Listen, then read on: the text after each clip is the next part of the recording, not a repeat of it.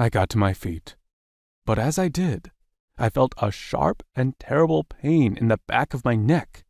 It felt like a massive blow from an unseen hand, and I fell stunned to my knees, crying out. I was aware of collapsing onto the floor of the cave, but I don't know how long it took me to come back to myself. When I did, I was weak and disoriented.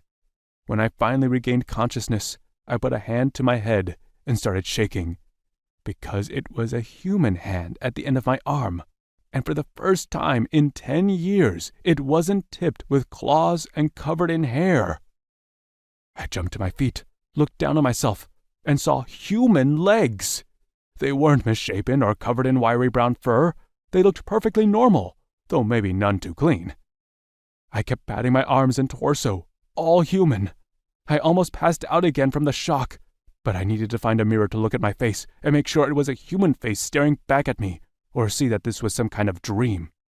Grimora had a small mirror hanging in the cave. I'd avoided looking into it for years, but now I scrambled as fast as I could to find it.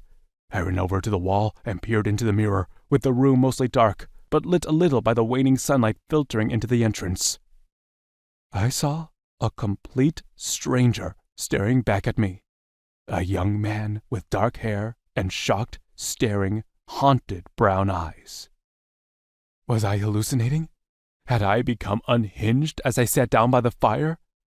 I kept looking at myself, fascinated by the image in the mirror. I looked like my mother, or the way I remembered her anyway. The same high cheekbones and dark hair curling wildly around my face, and those big eyes staring back at me in shock and disbelief. I realized I was still naked. No need for a monster to wear clothing after all, even if there had been anything in the cave that would have fit me. I went over to Grimora's trunk and rummaged through to find something to cover myself. He had no further use for his things and would want me to make use of them if I could. I found some trousers that were too tight and too short, but still better than nothing. I pulled them on, along with an old shirt, and then feeling exhausted, I sank down to the floor of the cave near the fire and felt myself fading. I was so exhausted from emotion and excitement that I could barely keep my eyes open. I sent up one last brief entreaty to the gods as I shut my eyes, praying that this wasn't some dream, and I wouldn't wake up to find it had all been a hallucination, and I would still be a monster. Then sleep overcame me, clutching the amulet in my hand, and I knew no more.